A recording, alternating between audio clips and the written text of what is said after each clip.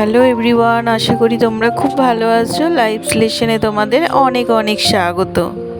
আজ বৃহস্পতিবার সারাটা দিন কি করছি না করছি সবটাই তোমাদের সাথে শেয়ার করতে থাকবো। তো পুরো ভিডিওটা দেখতে থাকো, আশা করি ভালো লাগবে। একেই তো সংসারে কাজের শেষ নেই, তার উপর বৃহস্পতিবারটা আসলে পরে সপ্তাহের মনে হয় যেন কত কাজ, বিশেষ করে সকালটা। আর তার উপর তো এখন আবার দেরি করে ঘুম থেকে উঠছি। ভোজোর যেহেতু স্কুল নেই, 7:30টার সময় উঠি। তো 7:30টার সময় ঘুম থেকে উঠে কীভাবে ঝড়ে বেগে কাজকর্মগুলো গুছিয়ে করে ফেলি সেগুলোই তোমাদের সাথে শেয়ার করতে থাকবো। সকালবেলা উঠে বাড়ির সবাই যে যার কাজে একদম কোমর বেঁধে লেগে পড়েছে। আমি যেমন সংসারের কাজকর্মে লেগে পড়েছি, মনোজ দোকানে চলে গেছে, শ্বশুরমশাই শাশুড়ি মা ঘরে রয়েছেন। ওনারা একটু লেট করেই শুরু করেন কাজকর্ম, আসলে বয়স হয়েছে তো। আর বোঝো কিন্তু দিব্যি এখনও ঘুমোচ্ছে। আসলে এক্সাম হয়েছে, ফাইনাল এক্সাম বলে কথা, এখন শুধু রেস্ট আর রেস্ট। তো এদিকে চলো আমি কাজকর্মগুলো সব গুছিয়ে করে ফেলি। দেখো অনেক কাজকর্ম আছে আজকে, যেহেতু বললাম বৃহস্পতিবার।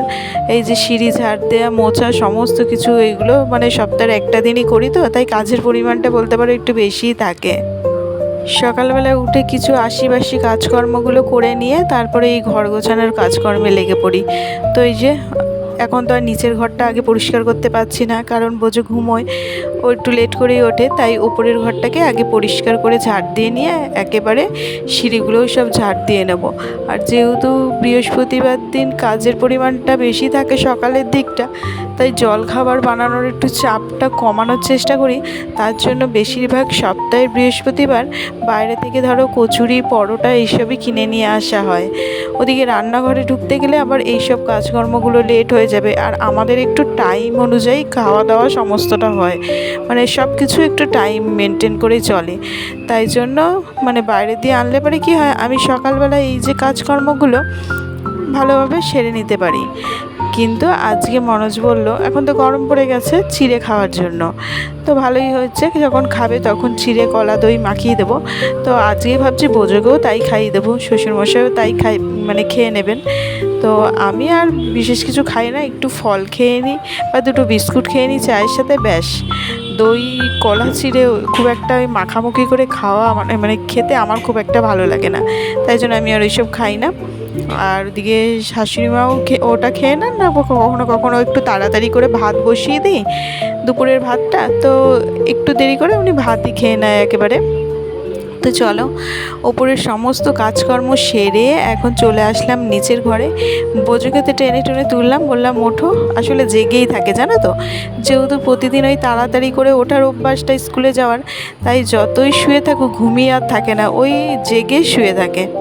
তো বললাম উঠে ফ্রেশ হতে, ওদিকেও ফ্রেশ হতে গেছে, এই ফাঁকে আমি ঘরের কাজগুলো সব করে নিই, মানে ঘর গোছানো, বিছানা গোছানো এইসবগুলো আর কি। সকালবেলা সে যখনই ঘুম থেকে উঠি, মানে 6টায় উঠি আর 7:30টায় উঠি, যখনই ঘুম থেকে উঠি সকালে যে কাজকর্ম শুরু হয় মোটামুটি 12টা 12:30 বাজে সমস্ত কাজকর্ম শেষ করতে সকালের। তো কোনো দিন হয়তো একটু লেট হয়ে যায়, কিন্তু 12টা মোটামুটি বাজে। তো তার মধ্যে সমস্ত কাজবাজ ম্যাক্সিমাম দিনই আমার কমপ্লিট হয়ে যায়, দিনের সমস্ত কাজকর্ম। তো করে নিলে পরে অনেকটা হালকা হালকা মনে হয়, টাইম অনুযায়ী সমস্ত কাজকর্ম করে নিলে একটু দেখবে মানে মানসিকভাবেও একটু শান্তি পাওয়া যায় যেন। আসলে আমরা গৃহবধূরা তো এই সংসারের কাজকর্মগুলোকেই বেশি ভালোবাসি, আর এটাই মানে সকাল থেকে উঠে এটাই দিয়ে মানে সংসারের কাজকর্ম দিয়েই শুরু আর সংসারের কাজকর্ম দিয়েই শেষ। তাই এটা যদি সময় মতন হয় আর ভালোভাবে করতে পারি অনেকটা শান্তি বোধ করি আর কি। আর আজকে হচ্ছে দোলের আগের দিন, তো মোটামুটি ঘুম থেকে ওঠার পর থেকে বোঝোর মানে বায়না খুব একটা জিনিস নিয়ে করে বললে পারে ভুল, কিন্তু বলতে থাকে যে কখন যাব বা কখন কাজটা হবে এরকম আর কি। মানে হচ্ছে কালকে দোল, আজকে কখন ওর বাবার সাথে রং কিনতে যাবে এইসব নিয়ে ভীষণ এক্সাইটেড হয়ে রয়েছে, মানে খুব আশায় রয়েছে যে কখন যাবে, ও নিজে গিয়ে বাবার সাথে দেখে কিনে নিয়ে আসবে, এসব নিয়ে ভীষণ আনন্দিত হয়ে রয়েছে। তো দেখো এদিকে সকালের সমস্ত কাজকর্ম মিটে গেছে, এবার রান্নাঘরে চলে আসলাম। দুপুরে রান্না বান্না করতে হবে, তো সমস্ত সবজি যা কিছু রান্না করব সব আজকে একেবারে কেটে কুটে রেডি করে নিয়েছি।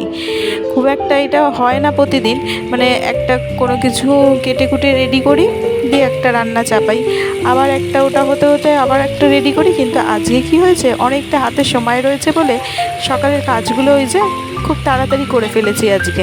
তো হাতে সময় রয়েছে বলে ভাবলাম বসে বসে সমস্তটা আগে কেটে কুটে রেডি করে নিই। ওদিকে পুঁইশাক চচ্চড়িটা বসিয়ে দিয়ে এসে চলে আসলাম ঘরে। আর বোঝো দেখো কি খুশি, বাবার সাথে গিয়ে রীতিমতন সমস্ত কিছু কিনে নিয়ে এসেছি। কালকে মানে রং খেলবে আর কি দোলের দিন, তো আবির বলো, পিচকারি, তারপরে এটা ওটা বেলুন, রং, এইসব তো নিয়ে এসেছে। ভীষণ খুশি, এখন খুলে খুলে সব আমাকে একটার পর একটা দেখাচ্ছে। আসলে ছেলে মেয়েদের এইসব আনন্দগুলো দেখলে পরে ভীষণ শান্তি বোধ হয়, আর তখন না নিজেদের ছোটোবেলার কথা অনেকটা মনে পড়ে। তো ওদিকে ও এগুলো গুছিয়ে রেখে দিচ্ছে, আমি আবারও চলে আসলাম রান্নাঘরে। এদিকে পুঁইশাক চচ্চড়িটা প্রায় হয়েই গেছে, এটা এবার নামিয়ে নেব। আর পুঁইশাক চচ্চড়িটা মোটামুটি আমি ভালোই করি, মানে খেতে খুব টেস্টি হয়। তো চলো ওইদিকে পুঁইশাক চচ্চড়িটা নামিয়ে নিয়েছি। আর আজকে বাজার থেকে এসছে কাতলা মাছ। আজকে কাতলা মাছের ঝোল করব। সরু যে ডাঁটাগুলো মানে আছে, যেগুলো একদম কচি ডাঁটা, সেই ডাঁটাও শ্বশুরমশাই বাজার থেকে কিনে নিয়ে এসছে। তো এই ডাঁটা, আলু আর বেগুন এসব দিয়ে কাতলা মাছের একটা ঝোল করব। আর ওদিকে পুঁইশাক চচ্চড়ি, ব্যাস এই দু রকমেরই আজকের মেনু। খুব একটা হিজিবিজি কিছু রান্নাও হয়নি, কিছু না, কিন্তু একটা চচ্চড়ি আর একটা ঝোল কিছু থাকলে পরে মনে হয় যেন খাওয়াটা বেশ ভালোই জমে যাবে। তো এদিকে দেখো ঝোলটাও প্রায় হয়ে গেছে, সবজিগুলো সেদ্ধ হয়ে গেছে। এবার মাছটা দিয়ে একটু ফুটিয়ে নিয়ে ঝোলটা নামিয়ে নেব। এদিকে মাছের ঝোলটা নামিয়ে নিয়ে রান্নাঘর পরিষ্কার করে বাসন মেজে তারপরে বোজোকে স্নান করানো এসবগুলো বাকি রয়েছে, সেগুলো সেরে নেব, দেন আমি স্নান করে নেব। আর এদিকে দেখো স্নান করে চলে আসলাম আলতা পড়তে, কারণ আজকে বৃহস্পতিবার, তার উপরে হচ্ছে পূর্ণিমা রয়েছে। তাই শাশুড়ি মা বললো যে আজকে একটু আলতা পরে নিতে, তাই আলতা পড়তে চলে এলাম। খুব একটা যে আলতা পরা হয় তা নয়, কিন্তু আলতা পরতে কিন্তু বেশ ভালোই লাগে। মাঝে মধ্যেই পড়া হয়, যখন শাশুড়ি মা বলে ওঠেন তখনই পড়া হয়, নিজে থেকে আর পড়া হয় না। তো চলো আজকের ভিডিওটা এখানেই শেষ করছি। যদি ভালো লেগে থাকে অবশ্যই লাইক, শেয়ার অ্যান্ড সাবস্ক্রাইব করে দিও।